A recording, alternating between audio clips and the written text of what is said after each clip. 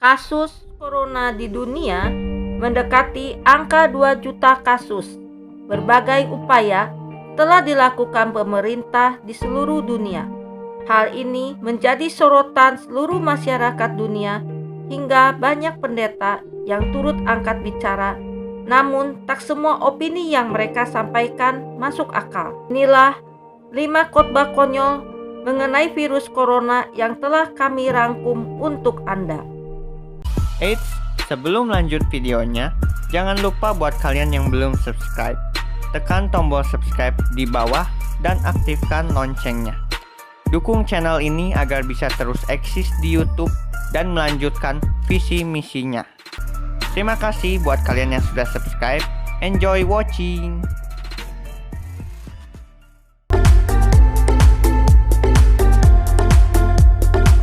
Gereja adalah sahabat orang beriman.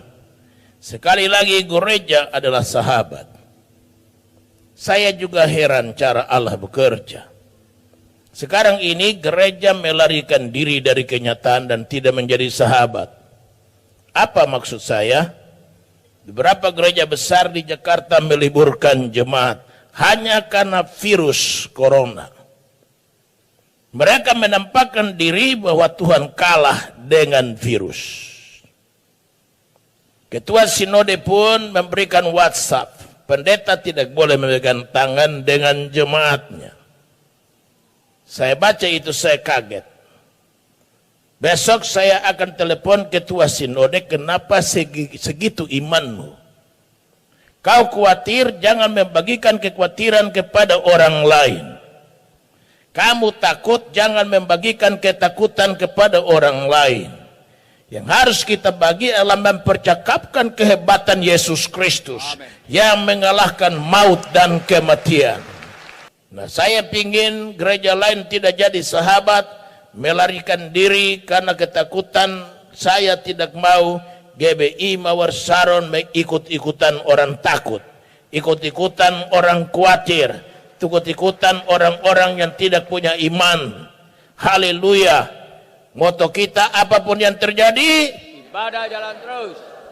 Banjir melanda Jakarta saja orang datang kok. Kenapa kita mesti pusing? Hidup kita bukan di dalam tangan virus.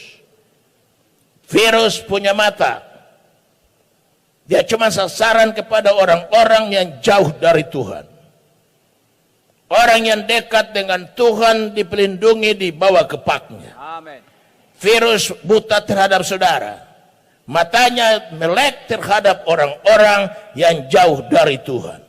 Kalau orang bijak melihat malapetaka, bersembunyilah ia. Tapi orang tak berpengalaman berjalan terus, lalu kena celaka. Jadi kita bisa melihat bahwa di sini tetap ada kemungkinan bahwa orang-orang benar, orang-orang dekat Tuhan terkena sakit penyakit. Dan karena itulah maka kita harus berbijak. Kalau tahu ada bahaya sakit penyakit di depan, ya jangan mencobai Tuhan Allah dengan terus maju dan akhirnya kita kena celaka yang seperti kata Amsal, kita sebagai orang tak berpengalaman. Tapi hendaklah kita sebagai orang bijak, sehingga begitu tahu ada bahaya, seperti saya tunjukkan dari banyak contoh, hikmat kita, bijaksana kita membuat kita harus mengambil langkah-langkah untuk tidak masuk ke dalam bahaya itu.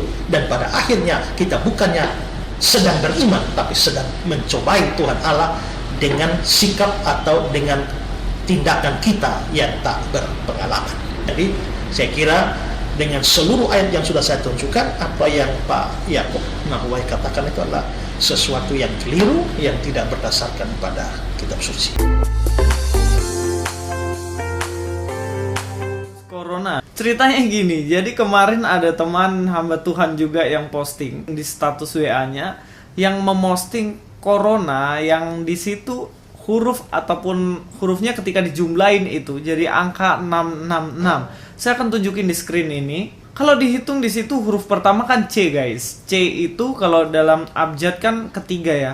A, B, C. C ketiga. Jadi kalau O itu 15. Jadi kalau dijumlahin semuanya, di sini ada catatannya R18, O15, N14, A1. Jadi jumlahnya ditotalin tuh jadi 66. Berhubung corona itu hurufnya ada 6, C-O-R-O-N-A, 6, jadi dikait-kaitin 666 dan mereka bilang itu antikris. Yang bikin saya heran, masih ada orang Kristen, bahkan hamba Tuhan yang percaya gini-ginian guys. Nah, saya mohon dengan sangat, jangan ilmu cocokmologi kayak gini kita pakai dalam iman kita. Bener-bener gak ada kaitannya antara antikris sama corona. Bisa jadi Tuhan izinkan ada virus corona ini, bukan berarti itu kita harus kait-kaitkan dengan 666 antikris gitu loh guys. Soalnya beberapa tahun yang lalu ada juga hamba Tuhan yang ngakunya pakar eskatologi. Dia jelaskan kepada saya bahwa Barack Obama itu namanya juga 666, nggak tahu ketemunya dari mana gitu. Dan beliau menubuatkan 2012 katanya akan kiamat, top sampai sekarang enggak gitu.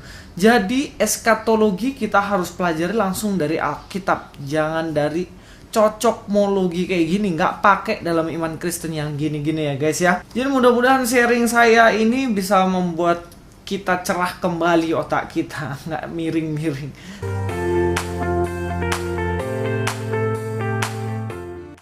Tuhan juga berpesan agar kita banyak berbahasa roh. Sebab sesuai dengan penyelidikan yang dilakukan oleh ahli bedah otak dari Oral Roberts University, bahwa orang yang berbahasa roh akan meningkatkan sistem imunnya sebesar 35-40%. Sehingga tidak mudah terinfeksi COVID-19.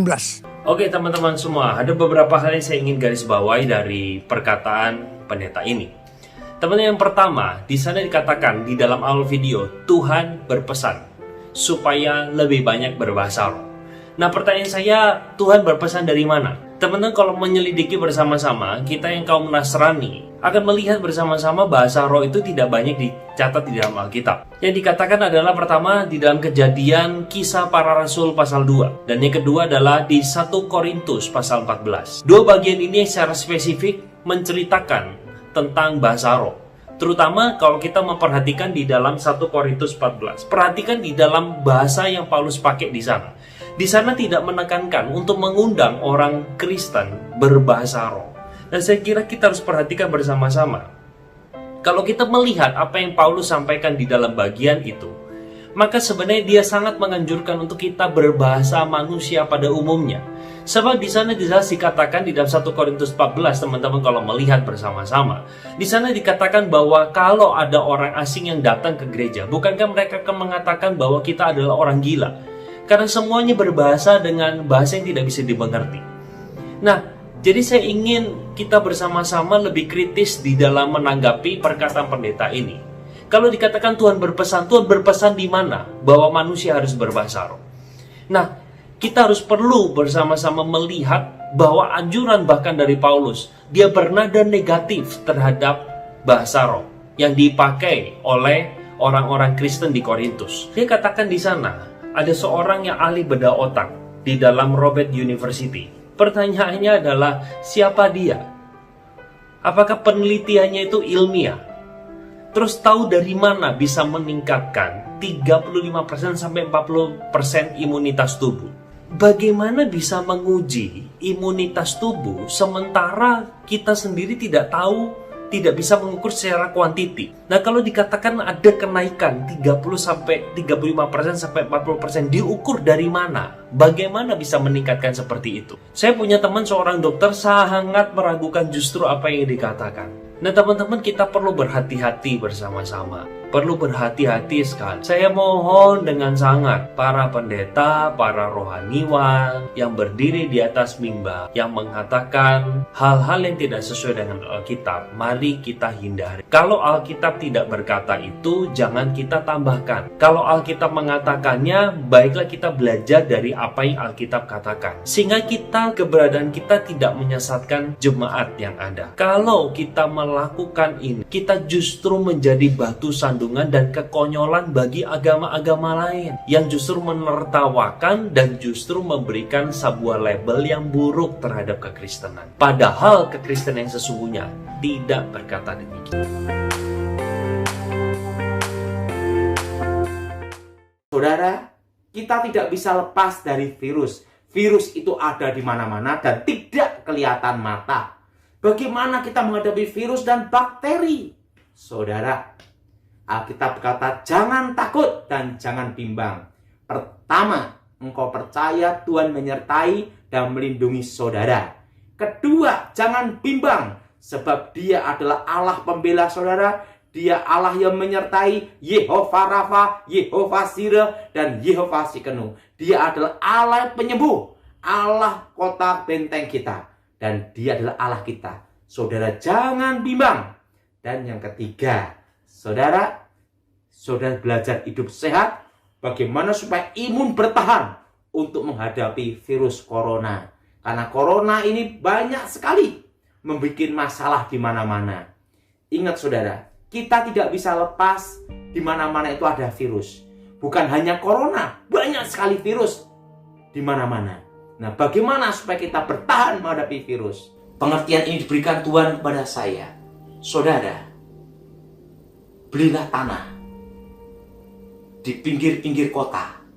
Dan tanah itu harus saudara kelola. Tanami pohon-pohon alpukat, duren, setelah itu nangka, buah-buahan yang jangka panjang. Disitulah Tuhan tunjukkan, ini yang akan terjadi atas bangsamu di masa depan. Dan hidupmu di masa depan. Dan apa yang terjadi saudara? Di situ saudara, saya melihat sesuatu yang akan terjadi, yaitu Indonesia akan dipulihkan Tuhan. Tetapi Indonesia dipulihkan Tuhan 25 tahun. Ingat saudara, 25 tahun Indonesia dipulihkan Tuhan. Dan itu dimulai dari tahun 98. Dan pemulihannya adalah kira-kira 2023. Karena 25 tahun saudara. Tetapi sebelum pemulihan Indonesia akan terjadi krisis ekonomi. Anginnya akan datang 2018, 19, dan krisisnya 2020. Dan saudara perlu tahu, nanti bulan 6, bulan 7, tepatnya bulan 6, bulan Juni akhir, akan stagnan, tidak maju, tidak mundur, sampai 2023. Stagnannya ini gini atau gini, tapi yang jelas, Tuhan bicara, di tengah-tengah kesusahan, aku memelihara umatku, aku menyertai umatku, dan Tuhan menjaga saudara, dan menjaga Indonesia. Dan ingat, itu pengertian Tuhan diberikan sama saya di surga. Tahun ini, beli tanah. Ini semua penghujatan, semua peniruan, pengkopian dari anak Allah yang tidak boleh dan tidak ada kopinya. Orang Indonesia yang begitu polos, begitu bodoh, begitu gabanti, tipu. Sekarang bangunlah, sadarlah mulai hari ini. Jangan lagi mau ditipu oleh pendeta-pendeta yang palsu, yang dari dahulu melalui keuangan menjadi perampok, sekali melalui nubuat menjadi pengkopi Yesus yang palsu. Saudara-saudara, jikalau apa yang mereka katakan tidak terjadi, mereka harus mati.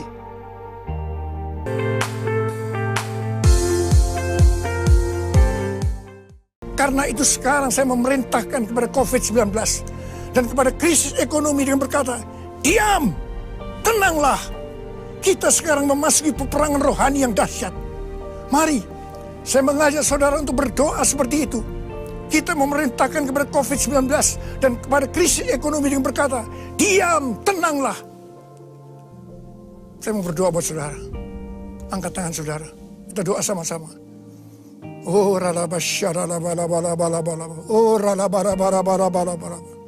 Tuhan, Kau melihat keadaan anak-anak-Mu saat ini, Tuhan. Mereka membutuhkan pertolongan Tuhan.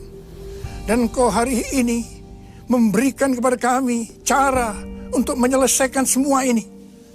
Engkau mau ya Tuhan, kami yang percaya sekarang memerintahkan kepada COVID-19, memerintahkan kepada krisis ekonomi. Diam, tenanglah.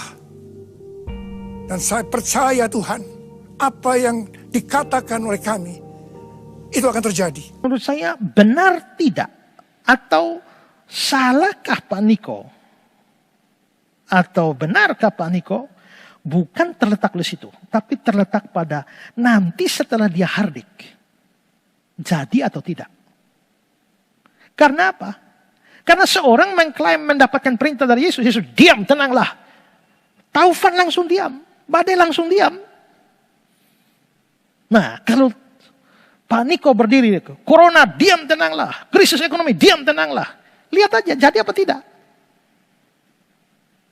Kalau jadi, ya dari Tuhan. Kalau tidak jadi, ya pasti bukan dari Tuhan. Bahkan kalau mau kita bicara lebih ketat, kalaupun jadi, belum tentu dari Tuhan. Itu kalau saudara baca di Ulangan 13 ayat 1 begitu. Tapi kalau tidak jadi, itu pasti bukan dari Tuhan. Jadi menurut saya, yang dilakukan oleh Pak Niko itu salah atau benar, palsu atau asli, lihat hasilnya. Bukan dari penggunaan kata diam tenanglah itu. Nah itu pandangan saya. Sekarang Pak Niko mengklaim diberi perintah oleh Tuhan. Lalu hardik. Corona diam tenanglah. Krisis ekonomi diam tenanglah. Kalau dari Tuhan harus terjadi.